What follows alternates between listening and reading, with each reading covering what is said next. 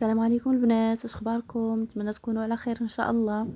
اليوم ان شاء الله غنوجد معكم طويجين ديال الحوت كواري او كفته السردين. نبداو على بركه الله. عندنا الحوت اللي نقيناه مزيان من الشوك والجلده وكل شيء، الشحمه، 4 مطيشات محكوكين، قزبر ومعدنوس والثومه. غنديروا نص كاس ما كاملش ديال الزيت، زيت الروميه، قزبر ومعدنوس. نحكو واحد 4 دروس ولا 5 ديال الثومه كيف ما كتشوفوا.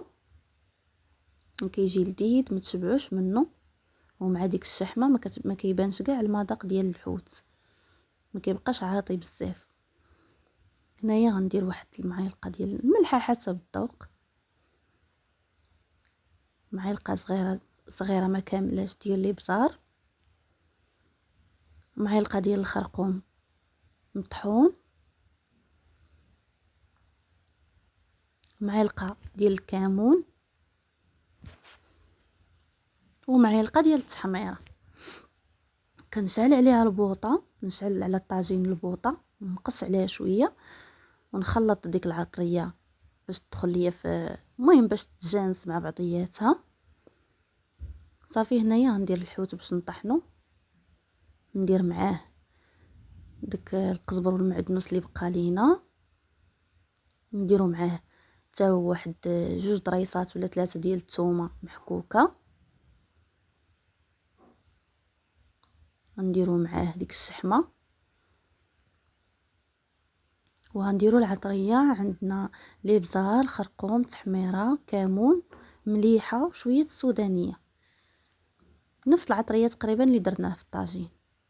ملي كنطحنها مزيان نتوما كتشوفوا كيف كتجي، راه ما فيه لا شوك لا والو، كيتنقى مزيان. في الاول نقيتيه مزيان ما كيبقاش فيه كاع الشوك كيدور. كنديرو هكا كويرات حتى كنكمل ديك الكميه كامله اللي عندي. الطاجين راه كيتبخ ليا، ديك المطيشه كطيب، ديك المطيشه ضروري طيبيها واحد شويه قبل حتى تتشحر مزيان. تنكور داك الحوت كامل اللي عندي. هانتوما كيف ما كتشوفوا مطيشه طابت ليا مزيان. صافي كندير داك الكويرات اللي عندي كنرلوحهم في الطاجين. راه كيجي لذيذ بزاف.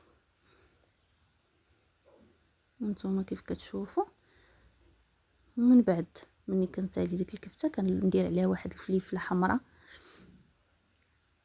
نتوما وعلى حسب الذوق ديالكم تقدري ديري فلفله حاره زويتينات، المهم اللي بغيتي. هنا درت شويه الحامض مصير. هانتوما كيف ما كتشوفوا كيجي لذيذ خاطر وزوين. نتمنى ينال الاعجاب ديالكم، ما تنساونيش بواحد جيم كومونتير زوين بحالكم.